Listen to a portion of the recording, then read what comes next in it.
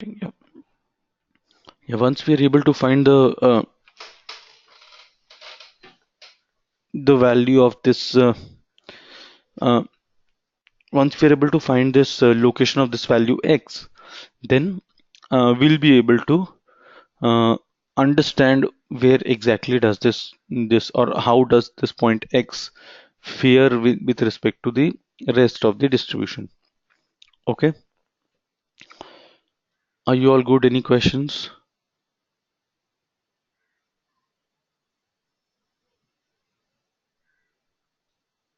Okay, fair enough.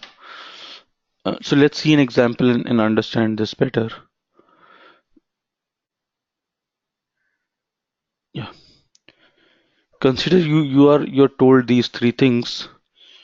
Uh, you you are somebody who's not really aware of chess. How exactly the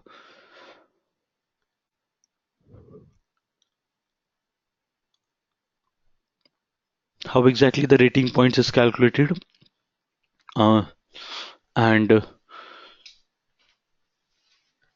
and you really don't know anything about chess, right? You're somebody who's pretty new to chess, and you have been given these 3 points. Your rating points is 1800.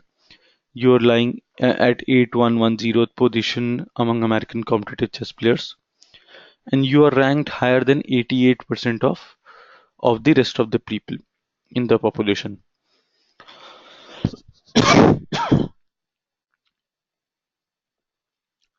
Then, uh, what would you conclude? Which of the three will help you take a decision? How good or bad am I?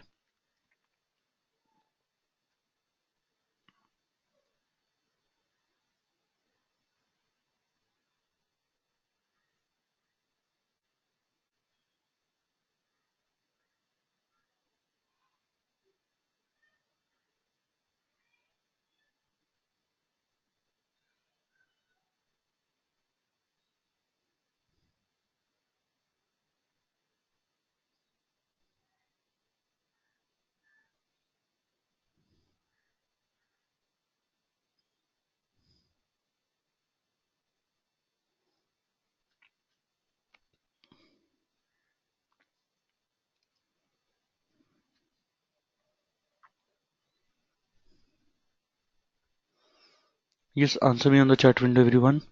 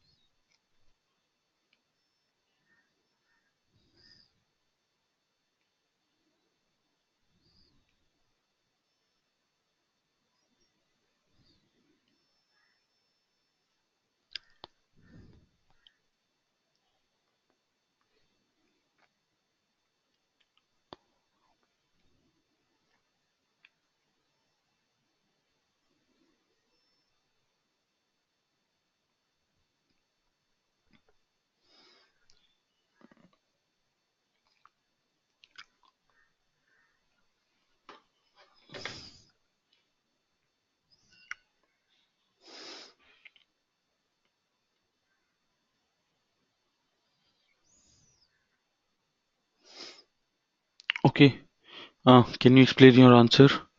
Soumya, Nafisa, anyone?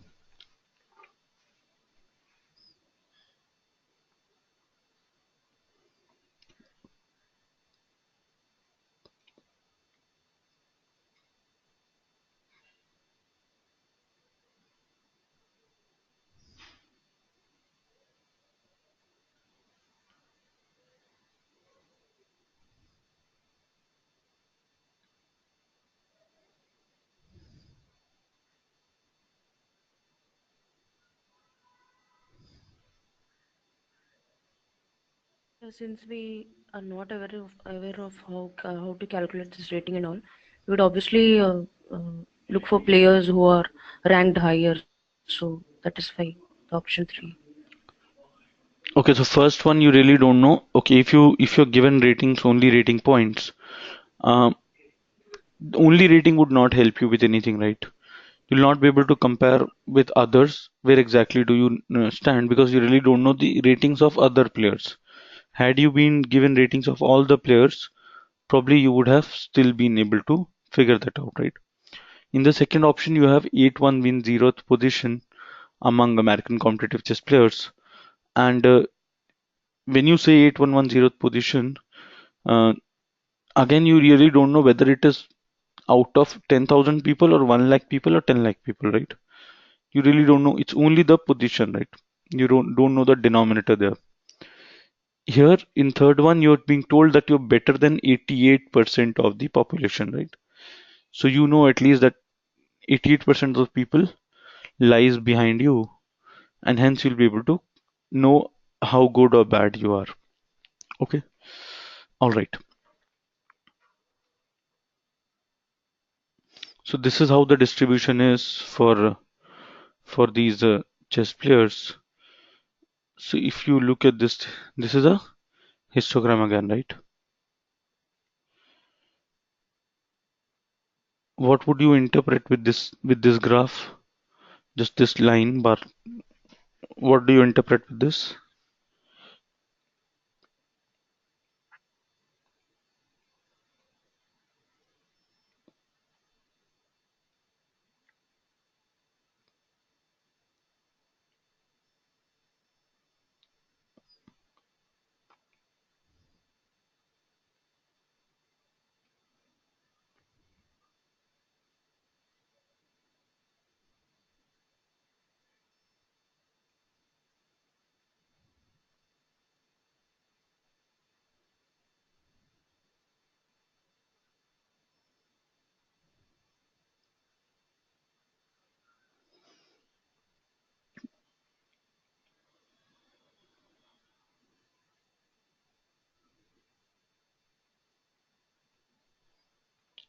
Yes, what do you interpret with this?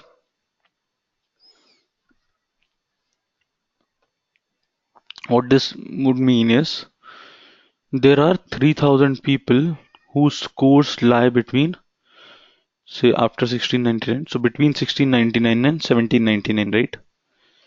That is what you would interpret with this. Are you with me?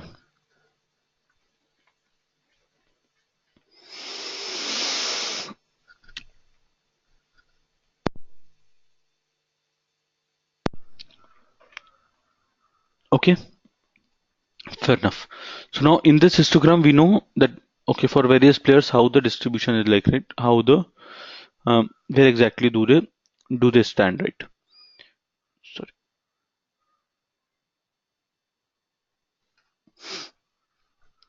All right. Now, if I'm saying that this position is 1800, this is 1800th rank rating point, this is rating point on the x-axis. So this is rating point, and on the y-axis you have the values, right? So you have here, as I said, the rating point on x-axis, and you've been told that this is 88% of the total. Okay. So when you're being told that at 1800 you're better than 88% of the people, so of the total distribution of the entire distribution, you must have covered 88%. So 88% of the people lie behind you, yes or no, or whose rating points must be less than uh, less than your rating points.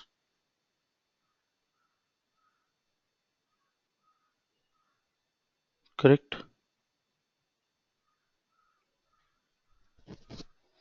Are you getting it?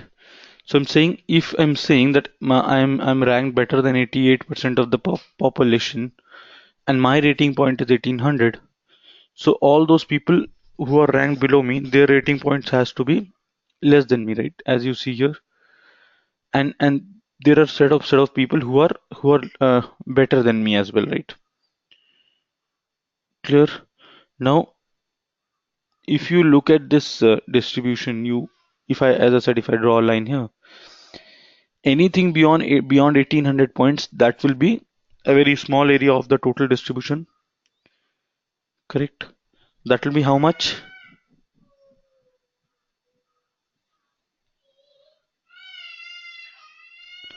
12% of the distribution, yes or no?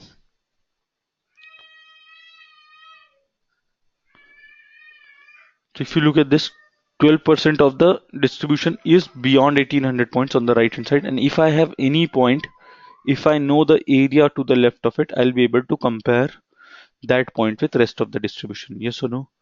So if I am at any point, if I know what is the area covered till that point, I can know three things here. I can know, okay, if I have a certain point X, so I can know what is the area of the entire distribution considering the total area to be 1 or 100%. I can know what percent of the uh, people lie either behind me or ahead of me, so I can know where exactly how good or bad I am.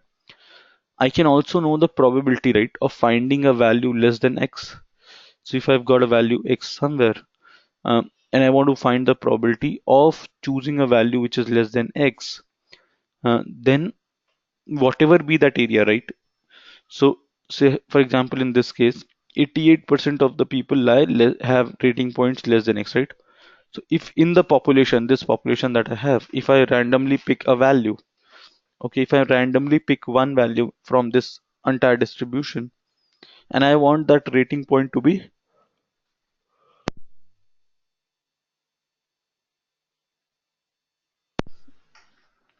I want the rating point to be less than 1800 points.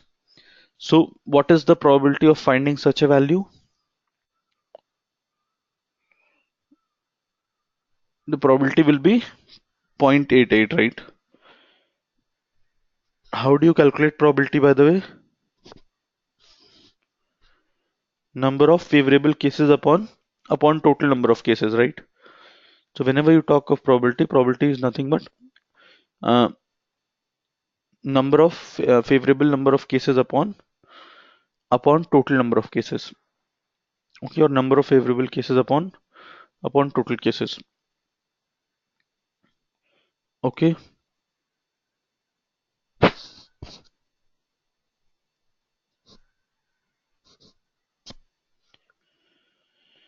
Any questions? Any confusions till this point?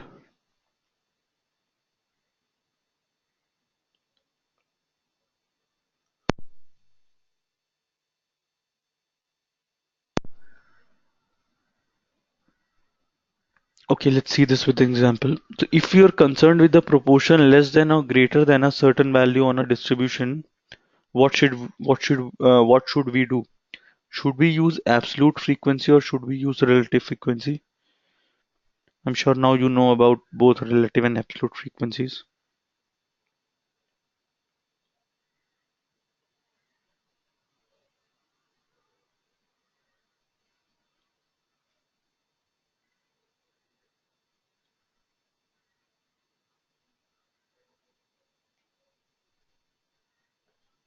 Just please answer quickly.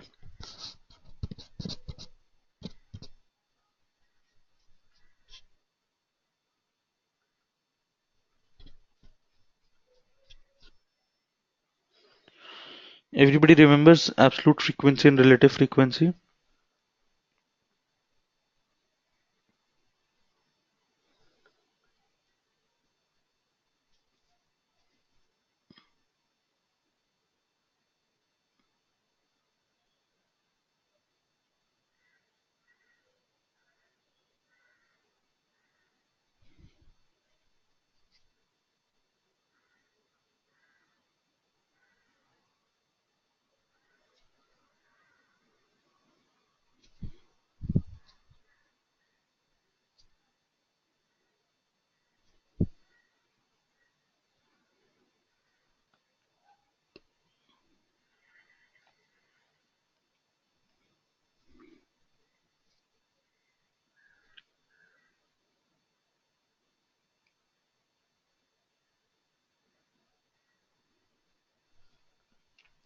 So we'll be using the relative frequencies here, right? Which is nothing but proportion. So if I have the relative frequencies, uh, having the relative frequencies will help me understand where exactly does it lie in the distribution, right? Only absolute frequency, if I only know uh, the absolute frequencies of various data points, that might not be enough, right? All right. clear, everyone?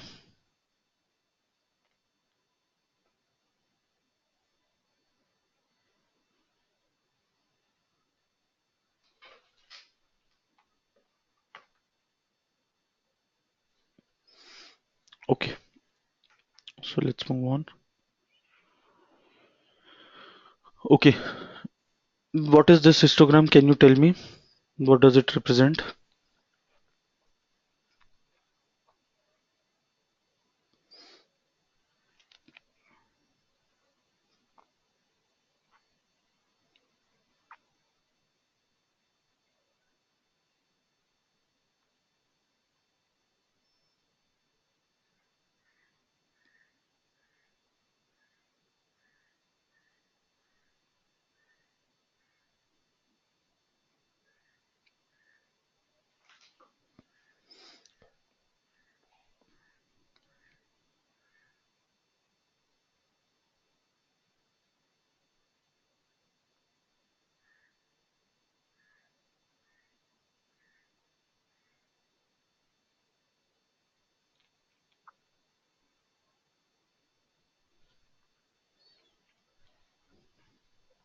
Yes, guys, can somebody explain me what this histogram is all about?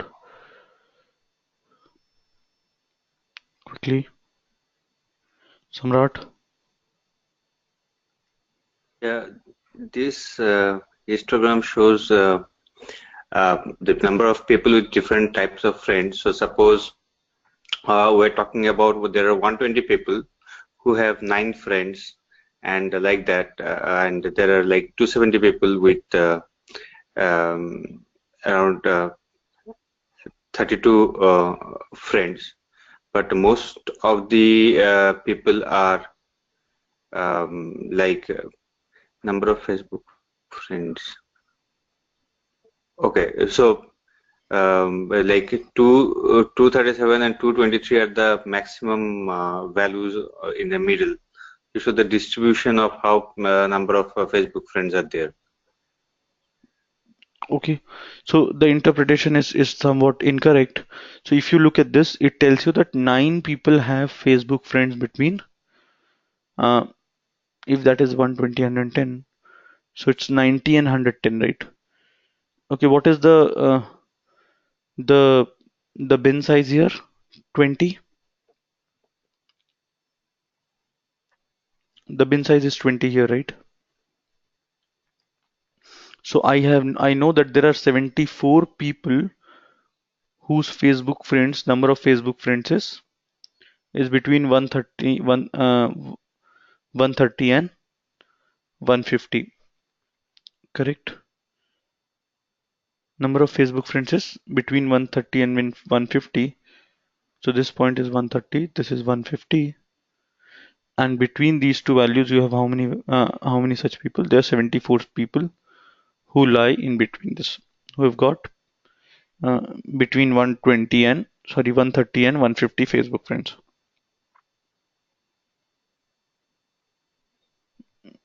Are you with me?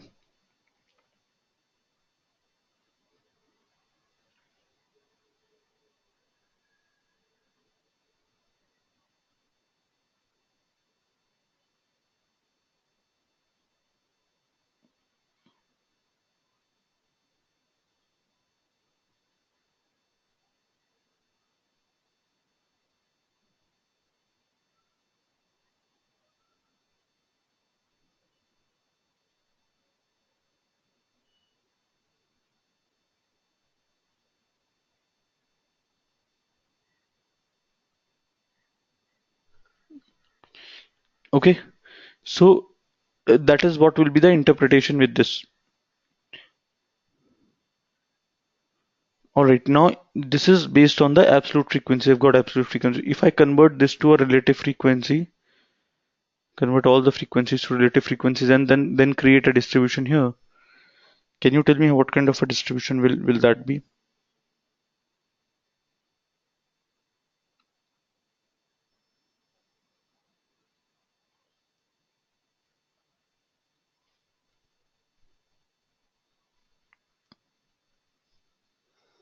What will be the shape of the distribution if I convert this to a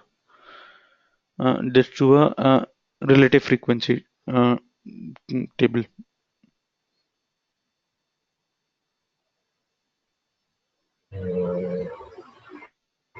Symmetrical Okay, when you say symmetrical, and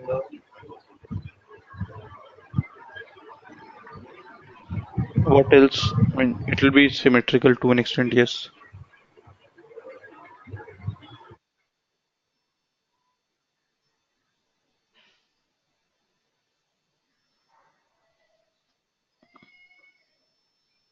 Yes, anybody else?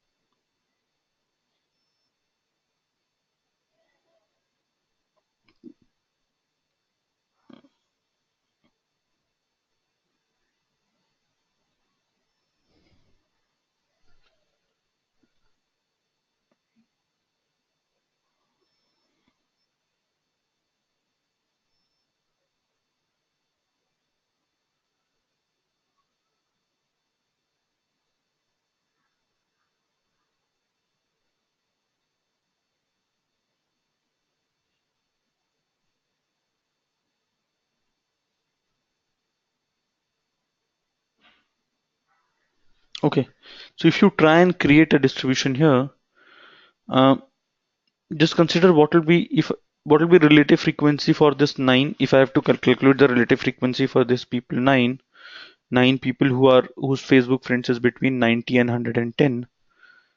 What will I get there?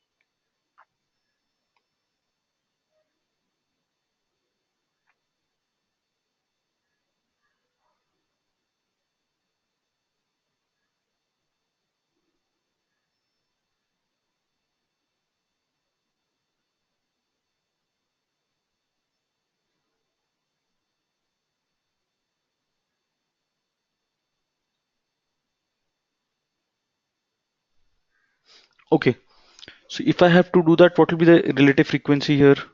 It'll be 9 by total people, right? That will be the relative frequency 9 by 1000. Correct. Similarly for this one, it will be 35 by 1000, 74 by 1000, 150 by 1000, so on and so forth for all of them, right? So if I take the ratio of 9 and 35 here, and if I take the ratio, if I have relative frequency, it will be again 9 by 1000 divided by 35 by 1000. Again, you will end up with a value of 9 by 35 only. Yes or no? So when you try to convert this absolute frequency graph to a relative frequency graph, there is no change in the graph. The graph will remain as it is. Okay, the shape of the distribution will not change. It will again be same only. Even when you use uh, absolute frequency here. Sorry, relative frequency here. Okay, are you guys with me? So for any the shape of the distribution will be exactly like this, right? Because here you've got 9 by 74 if you take these two ratio, and this will be, if I have to take the frequencies, it will be 9 by 1000 divided by 74 by 1000, right? So this and this cancel. Again, the value remains the same. So the ratio remains the same, right? Hence the shape and size and everything else remains the same. And you would end up with a distribution which looks exactly the way you see there, right? Whatever it is. Okay. All right. So let's move on. Rajat, you have a question? no. Okay. So a lot of disturbance at your end, so mute Okay. you. Okay. Now tell me what proportion of values or what proportion of people have Facebook friends between 170 and 210? This is something which I'm expecting you to answer, everyone on the chat window.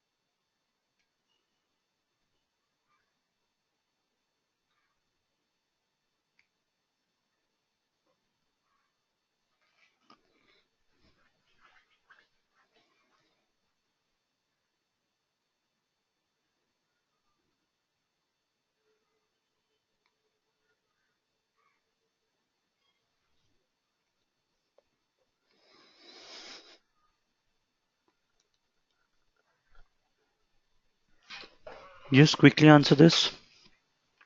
This is a doable question, right, everyone?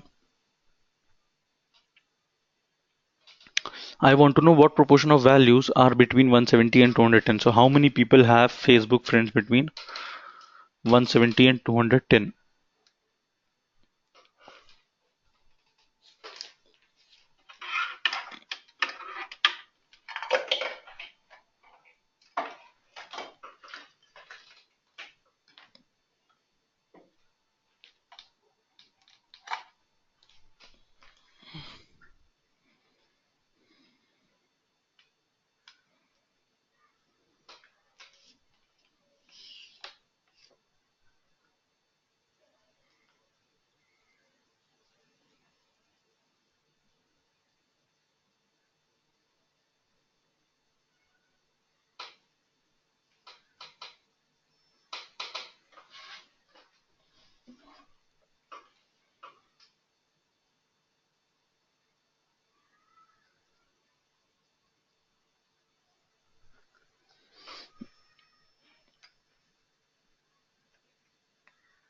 46%, correct?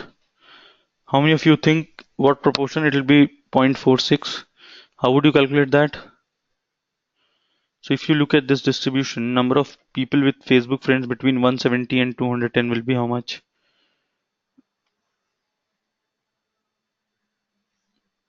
See, 170 Facebook friends is here. This is 190. This is 210, right? Now, what proportion of people lie between 170 and 190?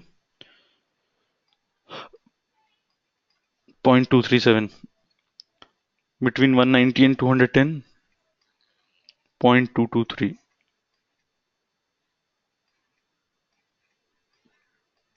Right, so that will be 0.46 or 46%. Everybody comfortable? So, of the total number of people, say there are 1,000 people in this distribution, 460 people lie have Facebook friends between 170 and 210. Clear now? Okay, if you've understood, try and do this question. Now you should be able to do this question. Between 180 and 210 and 200, how many people are there who's you've got between 180 and 200 friends?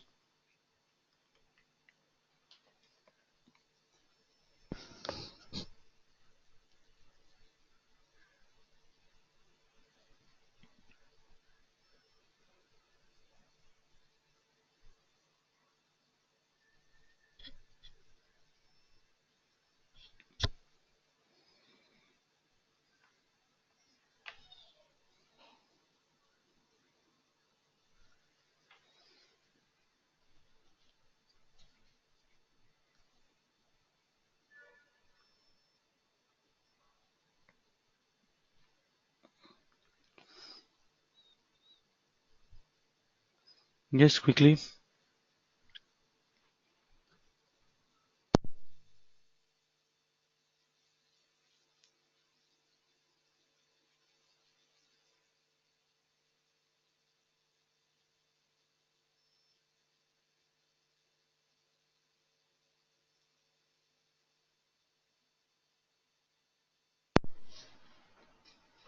What proportion of values are between 180 and 210? 180 and 200. Last 10 seconds, everyone.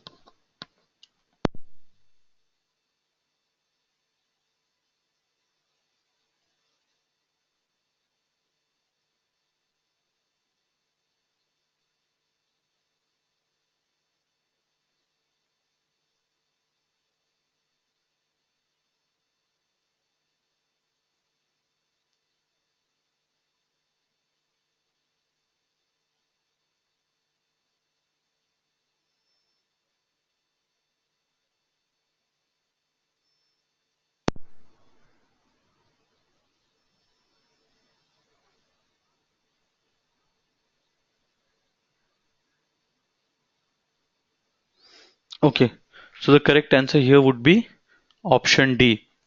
And why would that be D? Because I told you for a histogram, you can only know what is there between, uh, at the edges of it, right? So you can know between 170 and 190 how many people lie, but 180 lies in the middle of the middle of a histogram, right? Middle of a bar, sorry. Within each bar, 180 is somewhere in the middle of the bar. You really don't know what exactly will be the value at 180, right? Okay, so 180 is something which is entirely unknown. You really don't know what the value would be like. So 180 and 200, you don't know the this distribution how it will play, right? Hence, uh, you will never be able to talk about it if you are asked about values inside a given bar. Okay, so this is, you cannot say for certain, right? I told you you cannot say half of it. So maybe all the people, this 237 people have got 171 Facebook friends, or all of them have got um, 190 Facebook friends. We don't know. Okay, we really don't know. Okay, what will allow us more detail?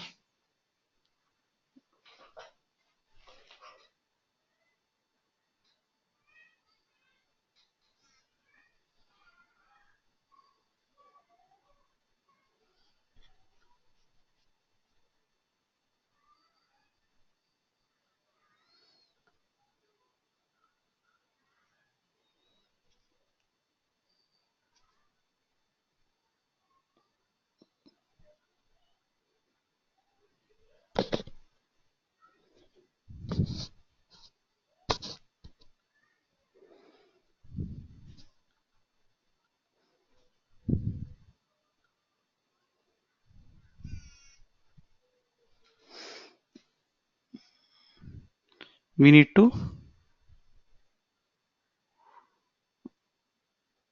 option C, a smaller bin size.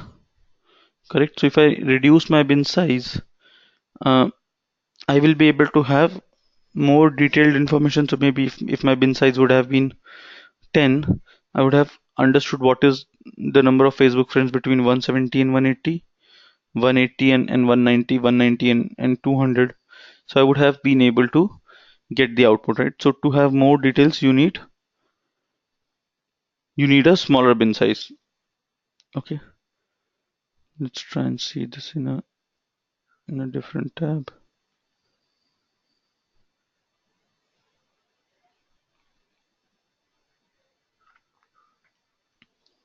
We'll come to this in a while.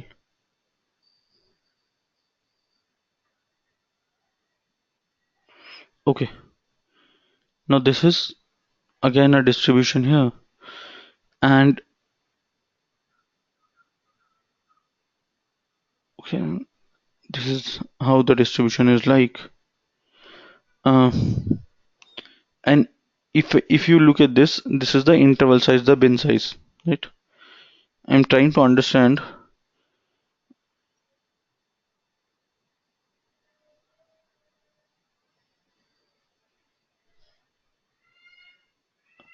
how this would change, right? So if I'm changing the bin size, what is happening to the frequency is what I can easily look at, and accordingly I'll get the output.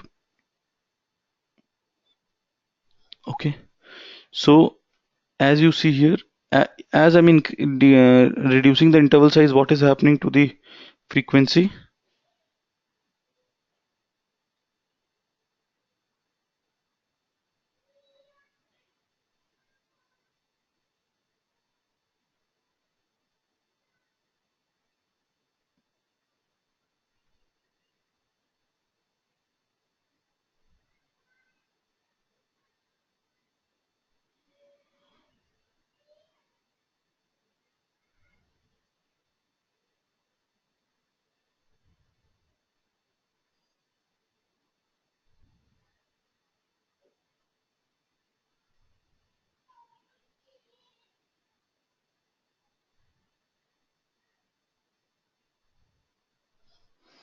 Yes, as this is changing, as I'm reducing the bins and the interval size, what is happening to the frequency?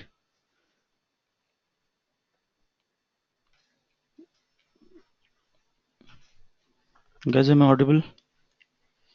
Soumya, what is happening to the frequency as I'm reducing the bin size?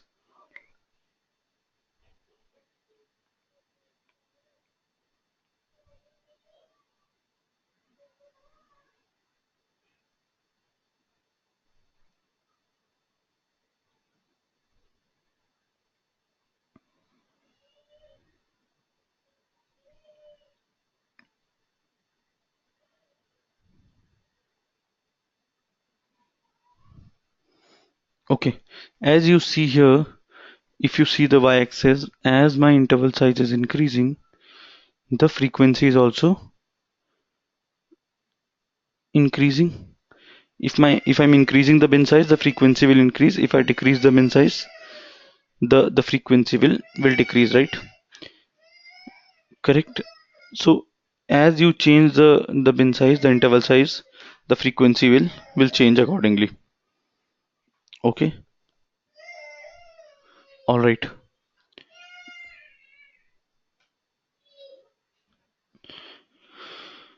Coming back to this distribution now, if this is my distribution, right, I wanted to find the area inside this, right? I told you total area for any distribution would be how much? If I try and draw a continuous curve, consider I've got a lot of infinitesimally small values here, and if I try and draw a theoretical in continuous curve, uh, what would be the area under the curve?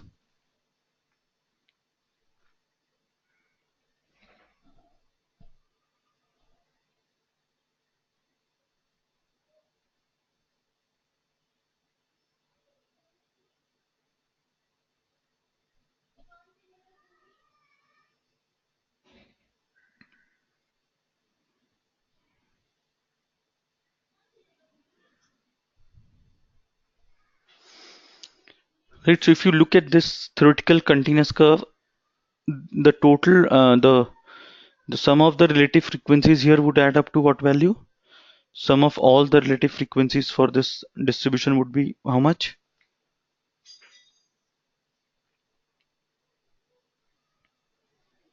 1, correct? Sum of all the relative frequencies in a distribution would add up to 1, right?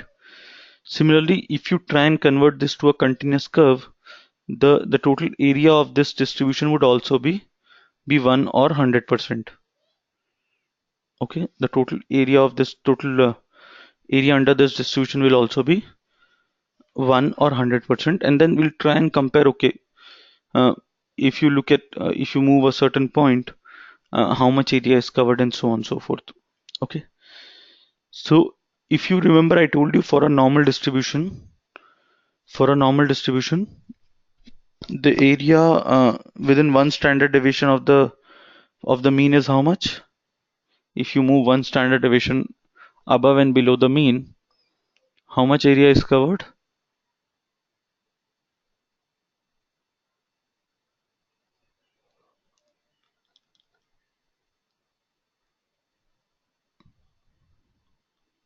68%. 68%, right? And if you move two standard deviations on either side of the mean, you end up covering about 95% of the area, right? Okay. Now I'm trying to compare two different distributions here. Okay.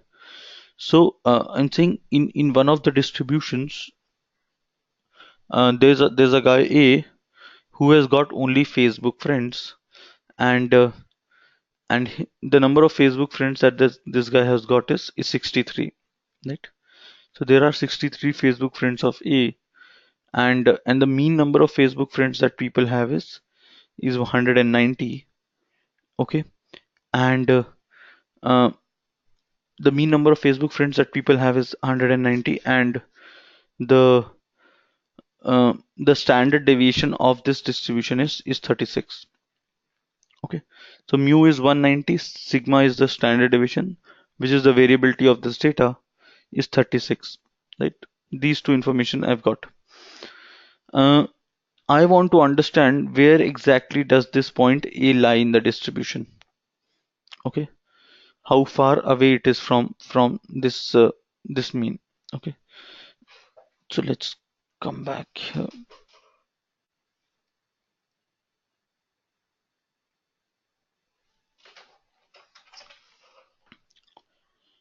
Uh,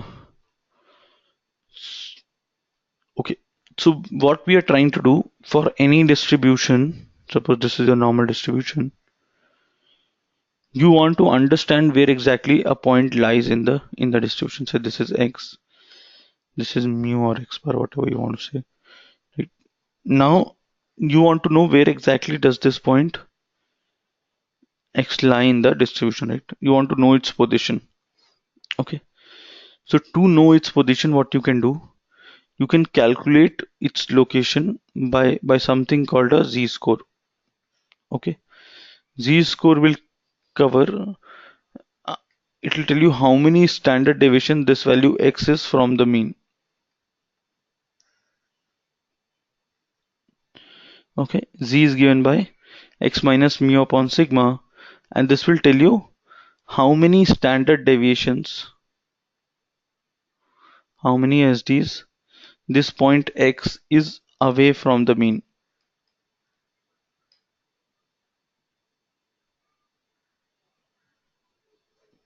Okay, how many standard deviations x is away from the mean is what we want to know. So if you know how many standard deviations it is away from the mean, you will be able to locate this, correct?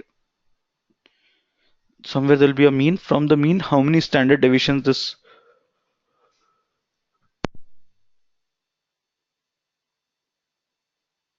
this point x is away, that will tell you, uh, the location of this point x. Okay, now once you have a z-score, right? Why is z-score important? Because if you know the z-score for two different distributions, you can know that, okay, this distribution z-score, say this point has a z of say 2. In the other distribution, there's another point which has got a z of say 1.8, right? Now you know that this one, as you move on the right hand side, you will get, as you're moving on the right, these people, okay, this is the x-axis, right? So you will get a higher z-score if your x value is high, right? As your x increases, your z value will increase, because z is equals to x minus mu upon sigma, right? Now the further you move to the right right hand side of the distribution, the further you move to the right hand side, what will happen is the better will be your distribution, the better will be your, you'll be able to know that you're performing better than the rest of the distribution.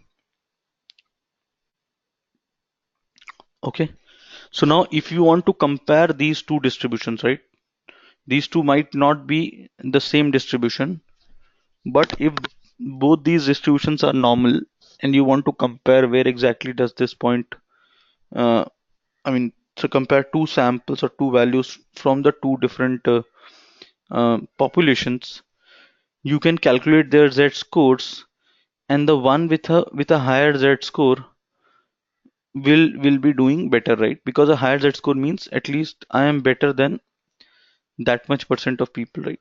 if I lie here, then obviously I am better than even further. If I move further to the right and I'm here, I am better than this much, all these people, right? Okay, clear?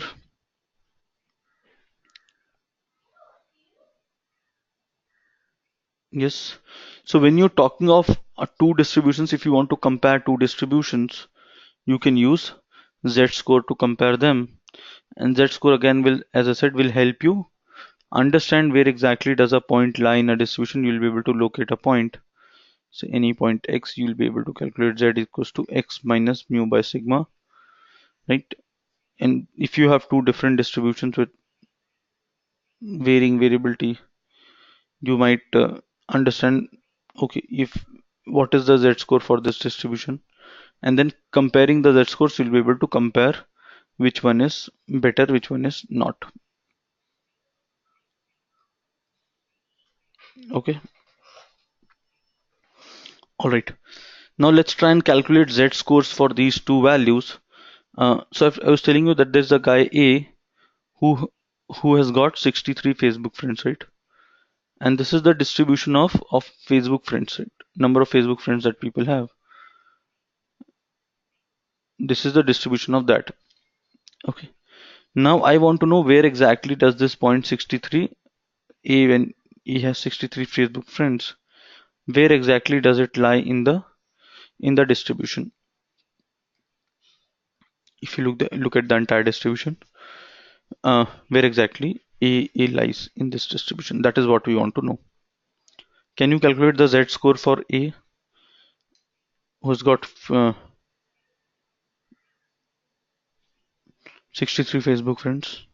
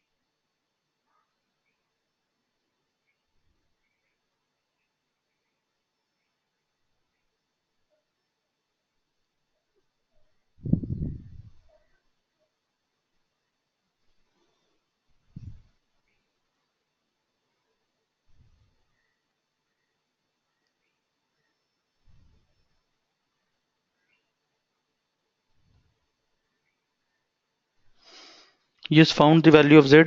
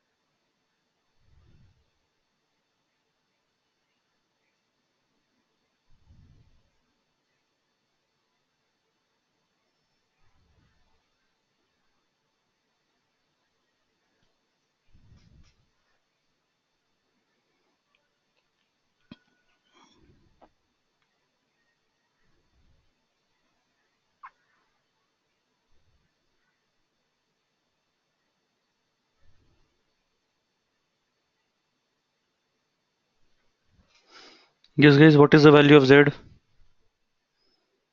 How would you calculate? Z will be X is given as 63 minus mean is 190 divided by standard deviation is 36. All the values are given to you, correct? So what is the value of Z in this case? Similarly, there's another guy B who only has a Facebook, Twitter account. He does not have a Facebook account. And I want to understand where does this guy lie in this Twitter distribution for Twitter. So this guy has 54 Twitter followers, 54 Twitter followers, and an average Twitter followers is 60, and sorry, mean number of Facebook Twitter followers is 208, and standard deviation is 60. Just calculate the Z1 and Z2.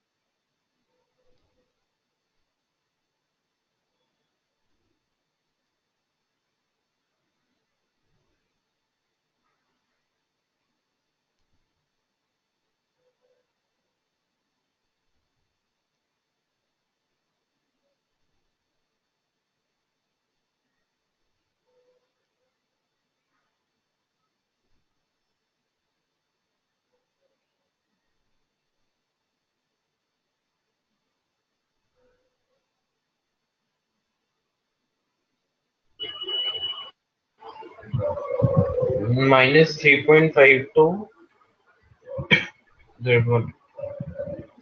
Minus 3.52, and for the other one, It was minus 2 point something.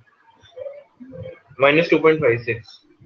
minus 2.56. Everybody is getting these two values.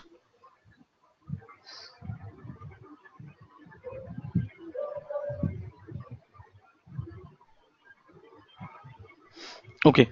So when you got Z value as minus 3 point whatever 52, and this is your Z1, and this Z2 is minus 2.56.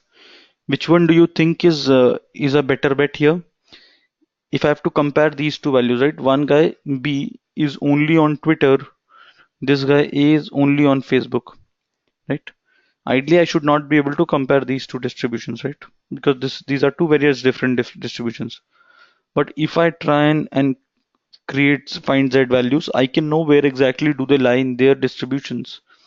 And the one which is performing better with respect to the entire distribution, you can at least say that okay, overall this guy is doing better with respect to the other person. Okay, so which one is seems to be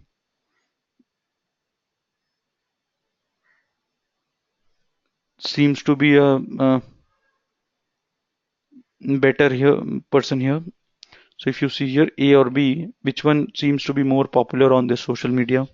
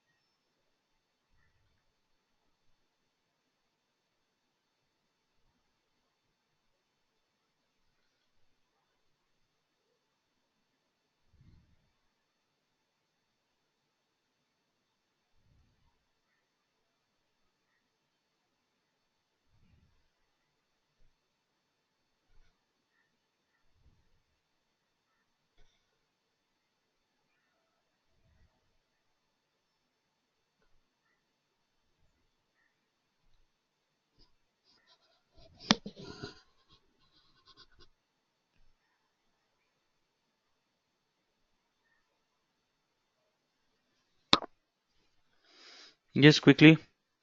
Who seems to be better, faring better? It'll be the second one. So if I z minus 2.56, right, and z minus 3.52, obviously if I have to compare, this one is a larger value, right? So the person B seems to be more popular than A, correct? If I'm trying to use two different distributions and trying to standardize those two distributions using the z-score. Okay, I'm trying to compare those two distributions using the z-score, and as I said, the one with the higher z-score will lie on the right hand side of the distribution, and the one which is on the right hand side is obviously performing better here. All right. Okay, so you've got z-score and you have been able to know where exactly does it lie in the distribution, right? The formula for z is x minus mu by sigma. So difference between mean and the standard deviation, and then where exactly does it lie in the distribution is what you're figuring out. Okay, what does a negative z-score mean? Ping me on the chat window quickly. No more than 30 seconds to answer this question.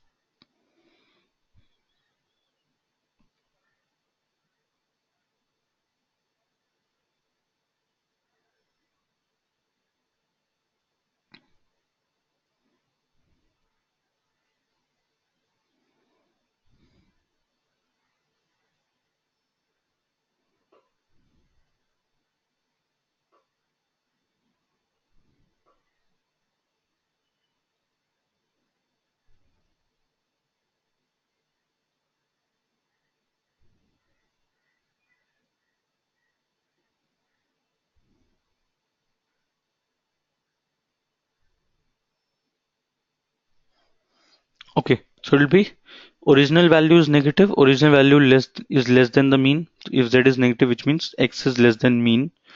That's uh, that is true. Original value is less than 0, that is incorrect. Original value minus the mean is negative, right? Okay, so second and fourth options are correct there. Okay, now till now I've talked about a distribution here, right? Where each point is a value x, right? So if you look at this distribution, this is one distribution. Here each value is an x value, right? x1, x2, x3, so on, so forth. And you've got the values. Now I want to do one thing. I want to convert each of this value, each of the x value to a z value, right? So each point is a z score. Z1, Z2, Z3, Z4, and so on. Okay. If I want to do that, I want you to tell me what will happen to the shape of the distribution when I convert a x distribution to the z distribution. What will happen to the shape of the distribution, the mean and the median of mean and the standard deviation of the distributions?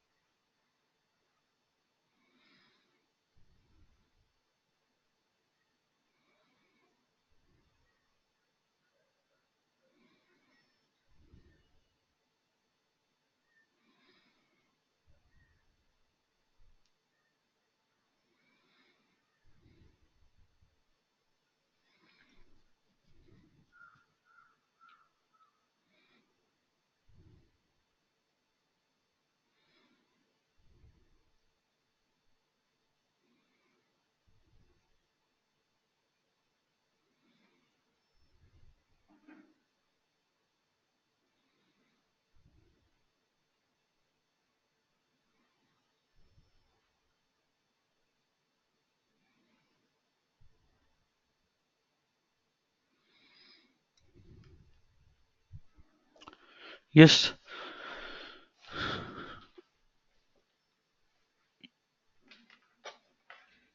Any thoughts, anyone? Still waiting for your answers.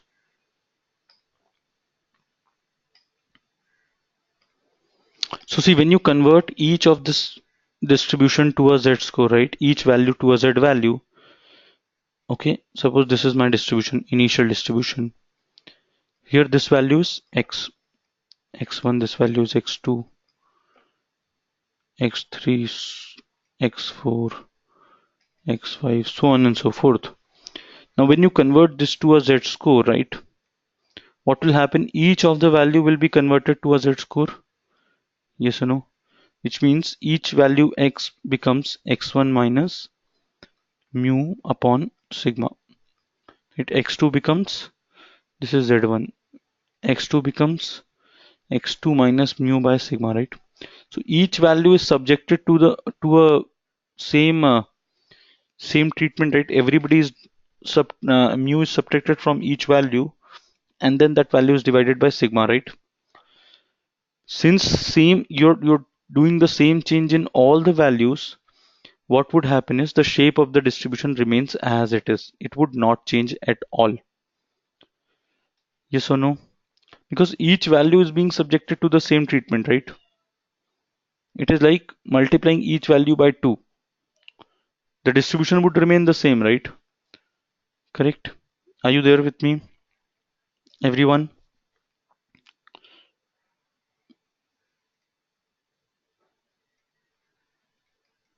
Yes or no?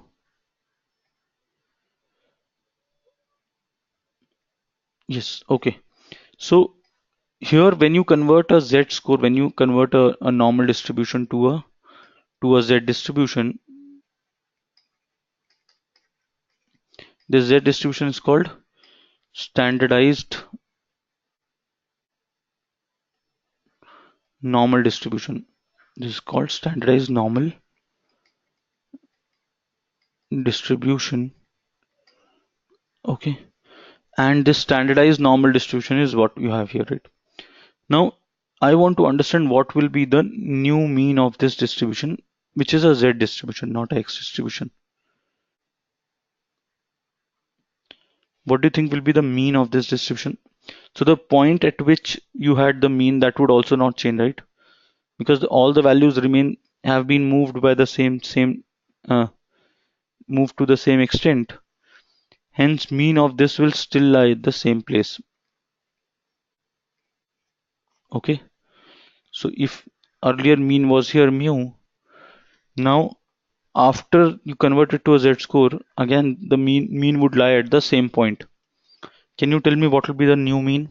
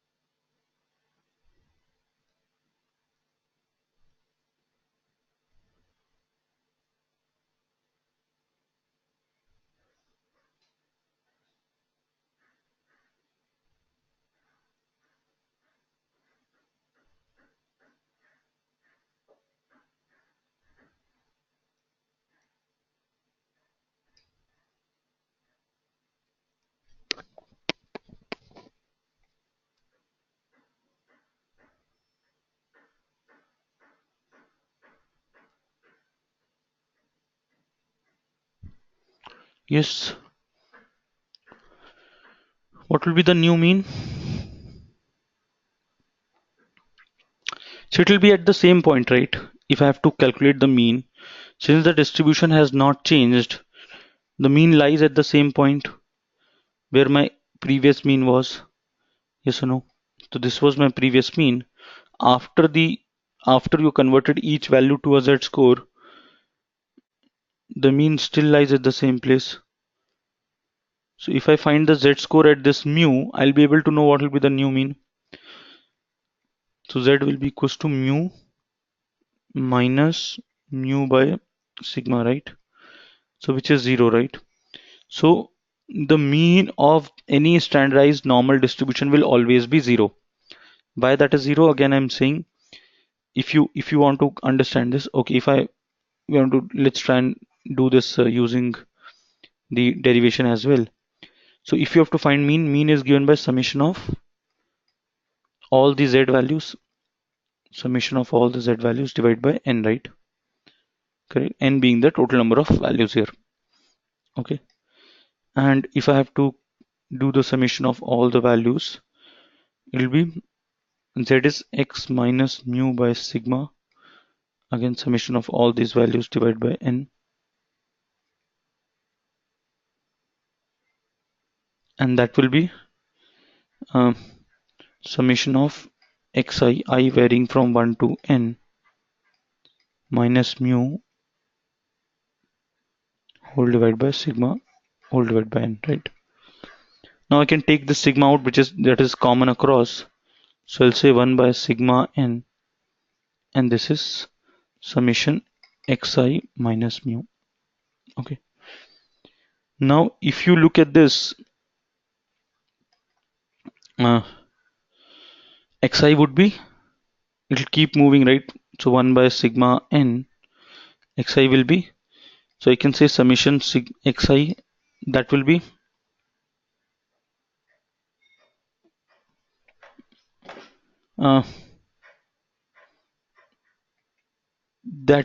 uh, summation xi, and if I take summation xi, and if I, so basically if I have to open this up, what will that be?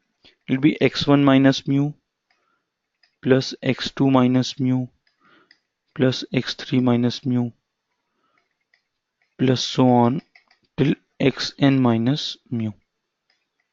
Okay, that is what it will be, right? Correct. So I can take x1 plus x2 plus x3 plus so on till xn, and mu will occur how many times? N times. So it will become n mu. Yes or no? Whole divided by sigma of n, sigma n. Now if I said summation of xi is upon n is mu, right? That is what it is. Summation of x upon n is mu. Clear, everyone? That is what I'm saying. So if I have a distribution, mu is the mean. So mu is equals to summation of all the points x divided by n, total number of points. So summation of xi is equals to n mu, correct?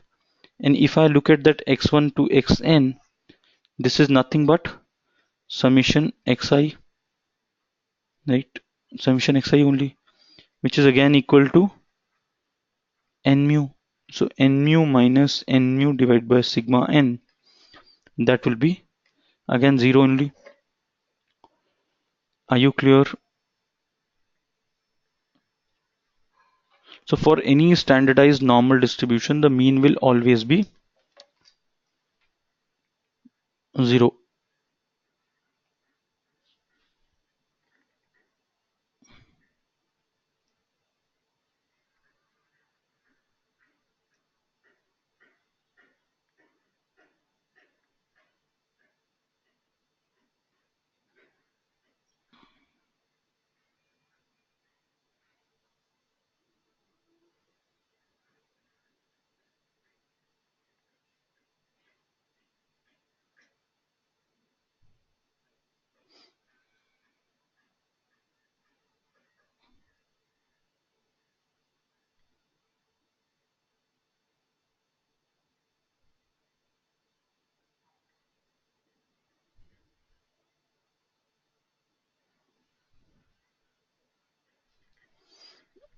Any questions, any confusions here, anyone? Quickly.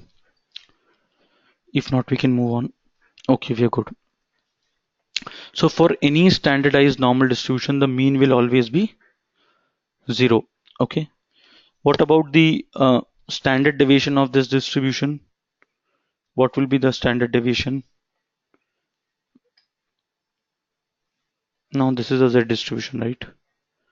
We know the mean is 0, correct? So again, the point at which standard deviation was sigma earlier, I want to find that point. Earlier this was x, this was mu plus sigma. Now this is mu is 0, so this point is primarily mu plus sigma for me, right? So this distance is sigma. I want to know what is the mean value at this point. What is the standard deviation at this point? Mu plus sigma, correct? So what is the Z value at this point? Quickly, can you calculate?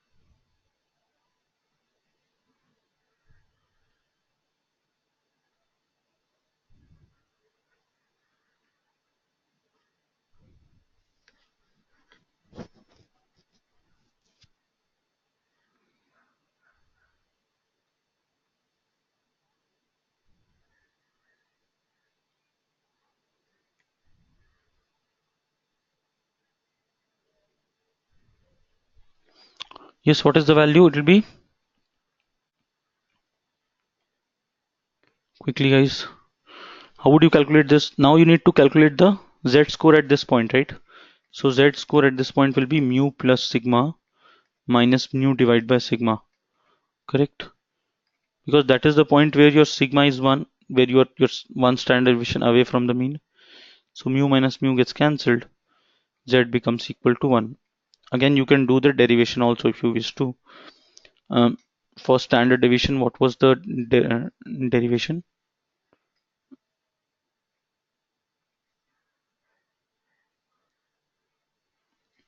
So if you have to calculate the Z score here, sorry, the sigma was summation of xi minus x bar the whole square divided by n, right? And the root of this. Now if I have to take each value can become z, so this will be summation of zi minus z bar the whole square whole divided by n, again the root. Z bar is 0, we just know, calculated that. Summation of zi square upon n whole root, right?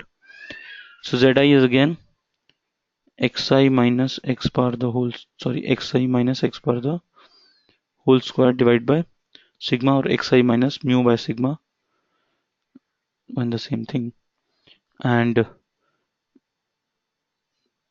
this whole square, right? Summation of zi the square. This is the root of this. Just a second.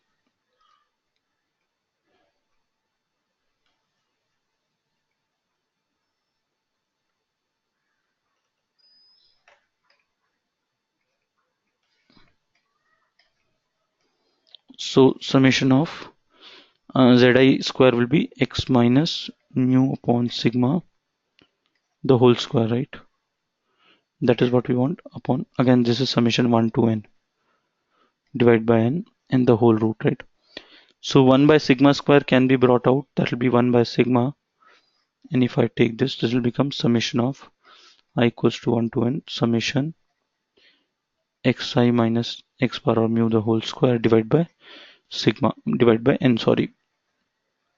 Now this formula is again for sigma, right? So sigma by sigma again becomes 1. So for any standardized normal distribution which is a z distribution, your mean will always be 0, standard deviation will always be 1. Okay, are you all good on that? Any questions, any confusions? Nobody is responding again today. It's a one-way traffic. Nafisa, Rajat, Soumya, following. Are you able to follow? Yes, no, at least tell me that. Likita, anybody who's not following?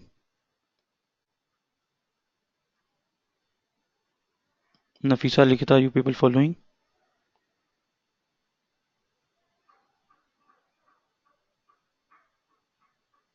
Okay. All right. Now let's try and uh, take this data and convert this to a standard normal distribution. So suppose I've got this data. I've got how many Facebook friends does Chris have? That is what I want to know, right? So this guy, this Chris, whose Z score is given to you. Z score is 2.5, right? So this guy has 2.5. This is 2.5 standard deviations above the mean. This guy has a Z score of 2.5. Can you tell me what will be his number of Facebook friends?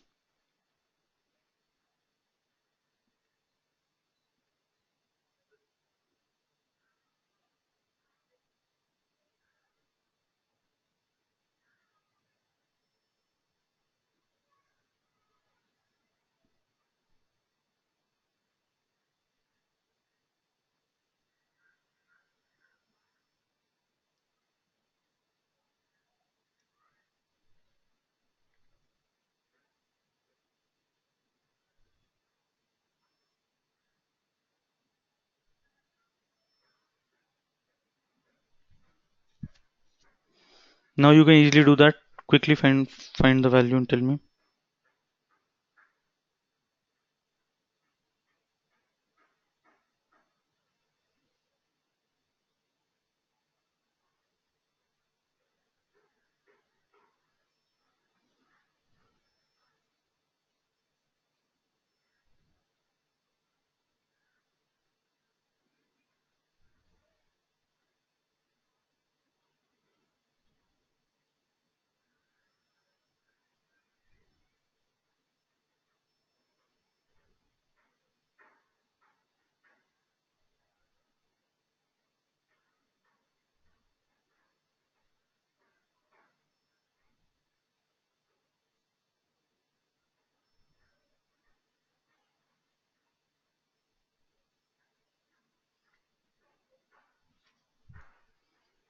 It will be 280 Facebook friends, 190 plus 2.5 into 36, that is again 90.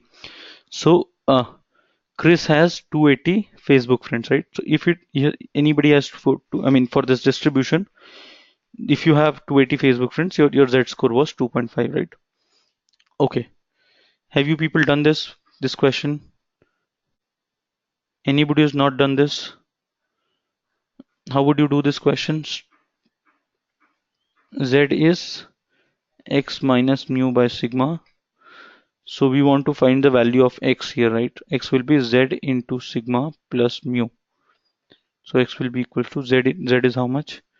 2.5 is given to us. Sigma is 36 plus mu is 190, right? So this is 90 plus 190 and x will be equals to 280.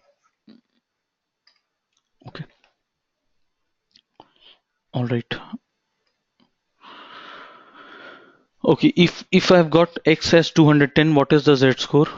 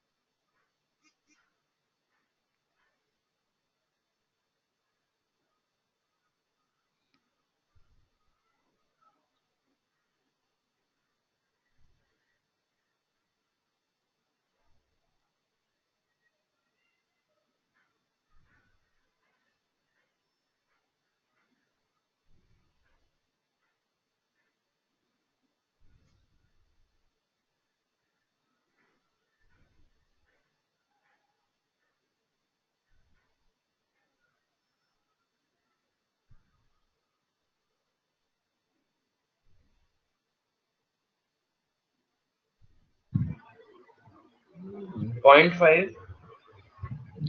It's 0.55, right?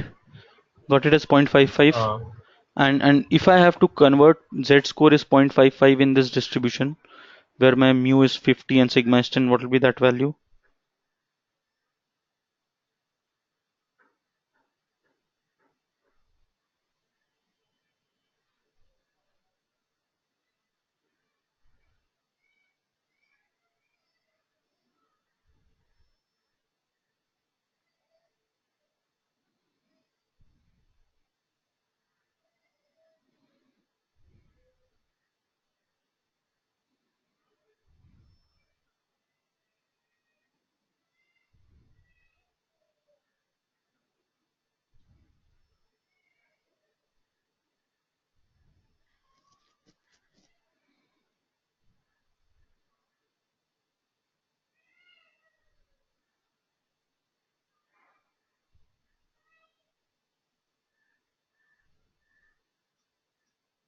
Okay,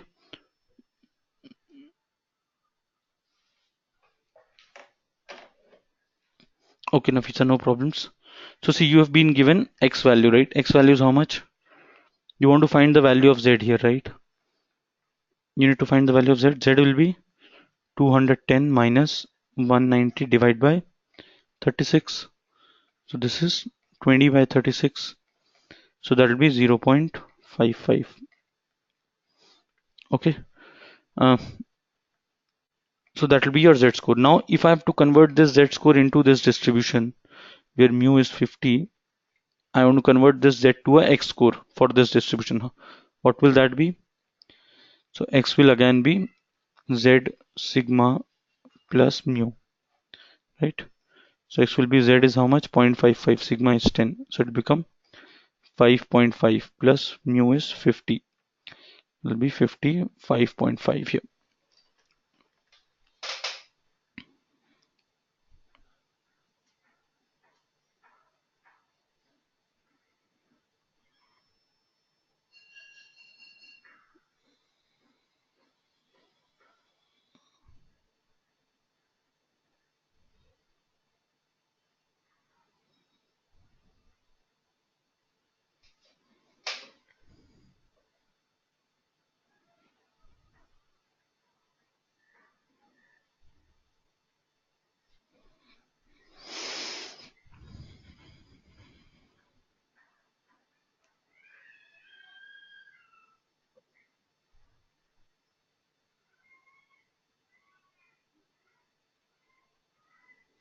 Clear? Any questions here now?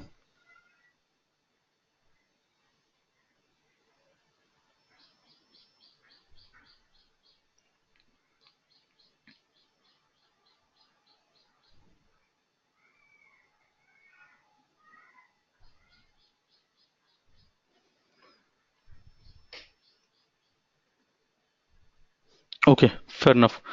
So now if you have been given any distribution, you can calculate the Z score for, you can compare any value in the distribution with rest of the distribution by finding the Z score and then comparing that Z score with the rest of the distribution, right? All right. Uh, okay. So now let's move on to the next thing. So in this chapter, we primarily talked about two things. We talked about standardizing. How do you calculate the Z score for any distribution, right? And then once you have the Z score, what does it exactly mean? If you want to convert it to a standardized normal distribution, how do you do that? And and for a standardized normal distribution, what exactly will be the value that you will have? Okay. Now we'll try and use whatever we have learned in the previous chapter. We'll try and take that learning forward, and we'll be using that subsequently here. Okay.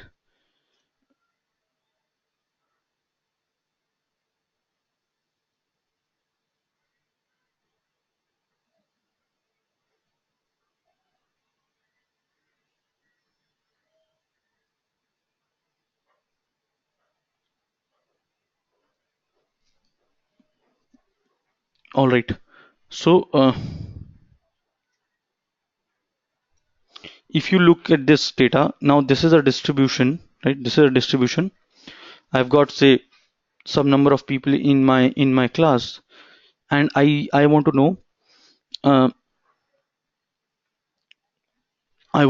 what exactly um, will be the chances if I have to pick one person at random. So I've got students with various age groups, right? Everybody has got certain age, and what I've done is I've given a unique number to every student in the class.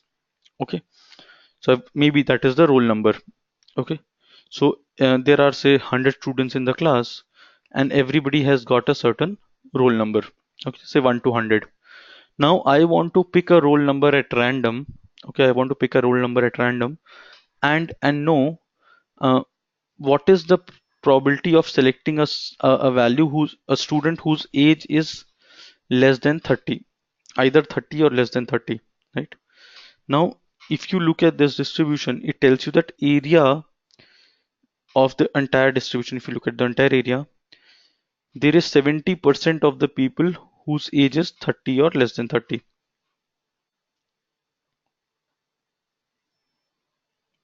Okay, there are 70% people whose age is 30 or less than 30.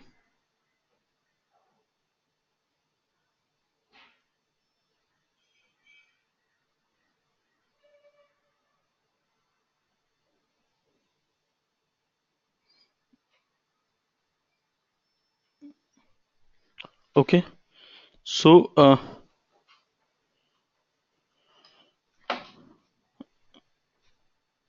if you have to pick a value at random, right? If you just pick one value at random, what do you think will be the probability of selecting that one value, selecting a value who's or selecting a person whose age is 30 or less than 30? So I told you, for any distribution, the total area is how much? Is 1 or 100%, right? Okay. Now, if I have to, in this distribution, suppose this is the distribution, like, if I have to pick a value at random, and I'm saying in this data, say this is the point X, or this is the point where you have age 30, right? So these all people are the ones whose age is 30 or less, right? Okay. Now these people have an age 30 or less than 30, and this forms, say, as given here, 70% of the distribution. What would that mean? That of the total 100 students in the class, right, there are 70 students, okay, whose age is either 30 or less than 30. So if I pick a roll number at random, what is the chance that the student's age will be 30 or less than 30? That'll be 70% chance. Probability is what? Number of favorable cases upon total number of cases, right? Yes or no? Probability is number of favorable cases upon total number of cases, right? So if you look at probability here, number of favorable cases here will be how much? I want to select a person at random, and I want to know whether the age is 30 or less than 30 or not. So 30 or less than 30, what is the chance?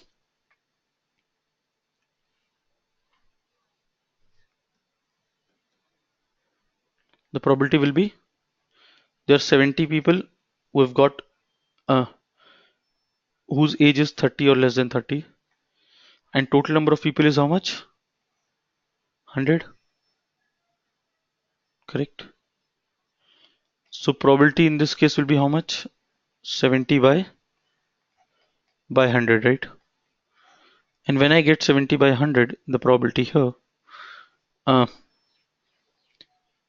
so I know that if I have to pick a value at random, there is 0.7% or 70% chance, probability will be 0.70, or there's 70% chance that value, or that value will be either 30 or less than 30. Okay. Similarly, if I had to find a value whose I pick a sample at random or pick a value at random, what is the chance that value will be greater than 70? Or what will be the chance that that value, that age of that person, suppose if by random I picked a roll number 40. Okay. Random selection out of 100, I've just taken one value. What is the chance that this person's age will be greater than 30? What will be the chance?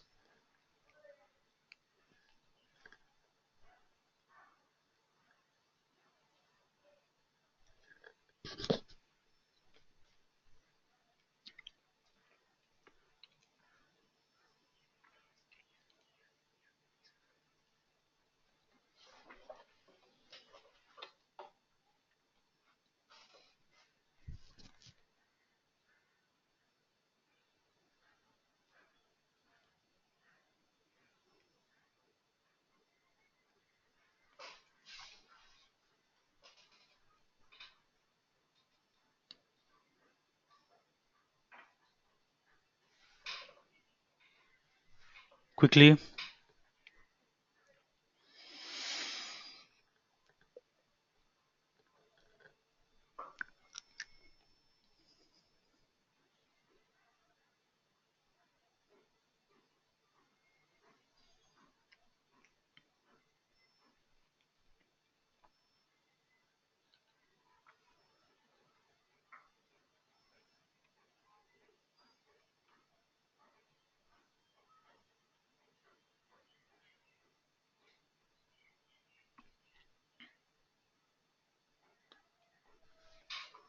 That will be 30% chance now, right? If 70% people are aged 30 or less than 30, there is 30% people who are aged greater than 30 here is, yes or no? So if I have to look at, if I am trying to pick a value at random, right? And I see that, okay, the age of this person is whatever. If I have to, without knowing what will be the, what will be the age of that person, I know that there is 30% chance that that person's age will be greater than 30, primarily because there is 70% chance of the age being less than 30. So rest 30% will be for people or for age greater than 30, right? Are you all with me? Yes, no? Any questions, any confusion, anyone? So whenever you're talking of a distribution, just read this up, right? This will always hold true. So area will be equal to the probability of randomly selecting any value less than x. I'm considering this is x and I'm looking at this blue area. Okay. So if I'm concerned with this blue area here, I'm concerned this value x. So I'm saying area is equals to probability of randomly selecting a value less than x. Okay. Which is again equal to the proportion in sample or population with scores less than x, right? So if I had say 200 students, okay, out of these 200 students, say 110 students were uh, have scored say more have scored less than 60% marks in the test. Okay, consider this, have scored less than 60% marks in the test. uh, so 90 students have scored what, greater than 60% in the test, yes or no? Correct. Now if I pick a student at random, I'm just picking one student at random, what is the probability, what is the probability that this student has scored greater than 60%? What is the probability that that student has scored greater than 60%? Quickly.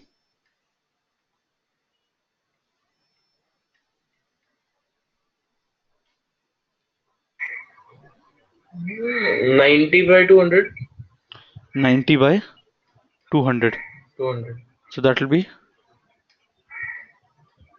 0.45. 45. Correct. So there is 45% of the people who are scoring greater than 60%. and the rest 55% of the people have scored less than 60%. So if I have to pick a value at random, the chances that it will be greater than this value x, or it will lie, or that person's score will be greater than 60% will be 45%, because that is the proportion of the total data in my, which is fulfilling the condition, right? Total uh, proportion of the total data which is lying in this region here.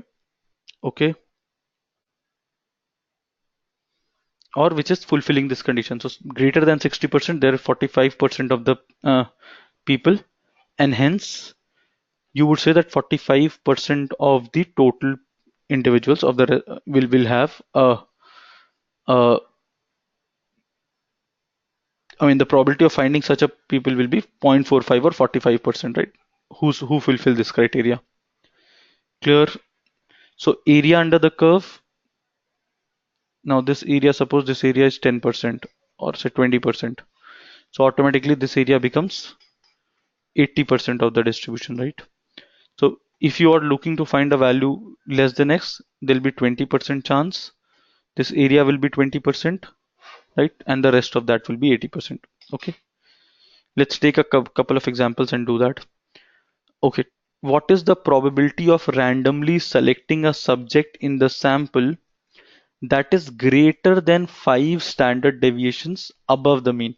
Okay, above the mean means from the mean you're moving 5 standard deviations on the right. If you said 5 standard deviations below the mean, then you're talking of this. Okay, we're talking of 5 standard deviations above the mean. So we want to understand what is the probability of randomly selecting a subject in the sample. I'm just taking one value at random, and I want to understand the probability that uh, there is that point, whatever I'm selecting, that is greater than 5 standard deviations. So this, from the mean, this is 5 standard deviations. This is 5 standard deviations from the mean. Okay, and this 5 standard deviations above the mean. You're looking at above the mean, right? So this point, now you're looking at any value which is greater than this. What is the probability of finding a sample in this area? Question clear to everyone? I'm repeating it once again. So what is the probability of randomly selecting a subject in the sample that is greater than 5 standard deviation? Which means greater than 5 standard deviation means on this side greater than this. Above the mean. Above the mean means I'm looking at this point on the right hand side. Had this been greater than 5 standard deviations below the mean, then I would go 5 standard deviations here and I look for values to the right, I mean further away. Because as you move away, the number of standard deviations will increase, right? This will be 6, 7. So you are looking at greater than 5 standard deviations above the mean, which means on the right hand side. What will be the probability?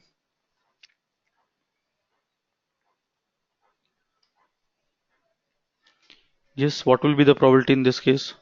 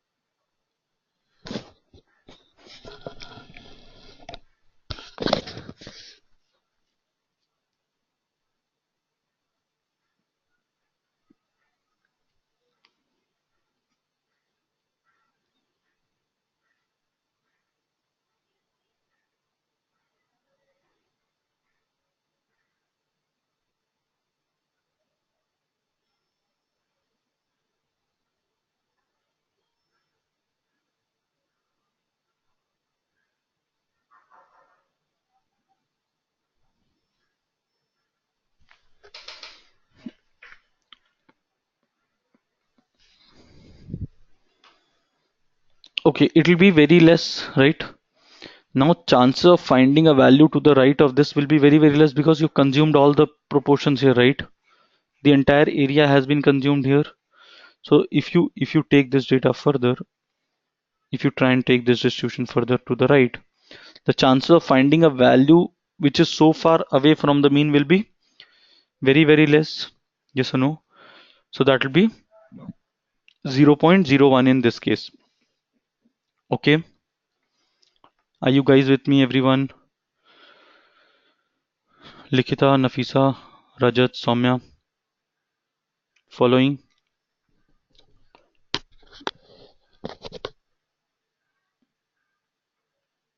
At least tell me yes, no.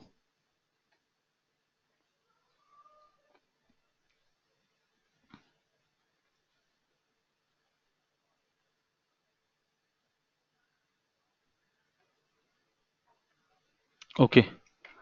Um, Fair enough.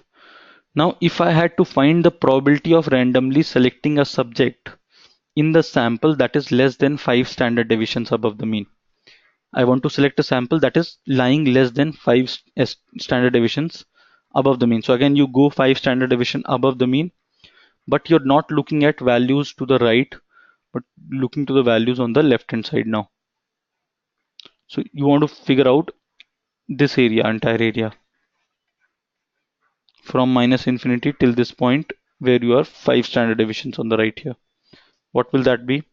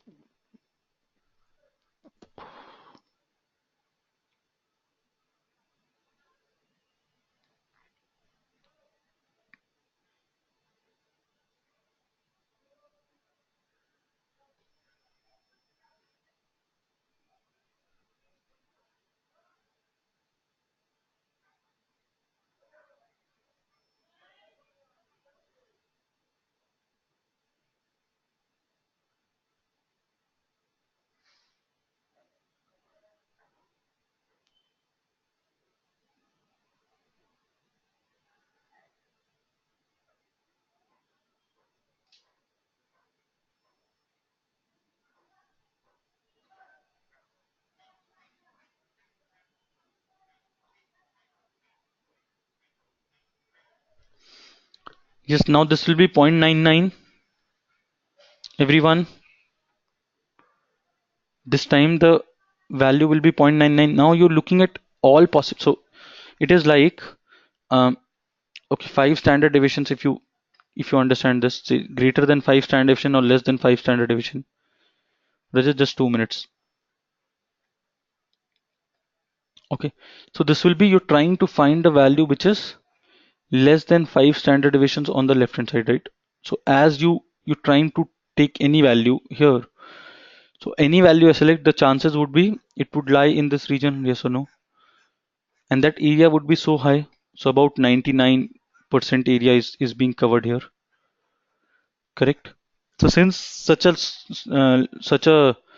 high amount of area is covered to the left of this point, you can say there is 99% chance of finding a value. Again, that value would be so much more if you actually look at the exact area.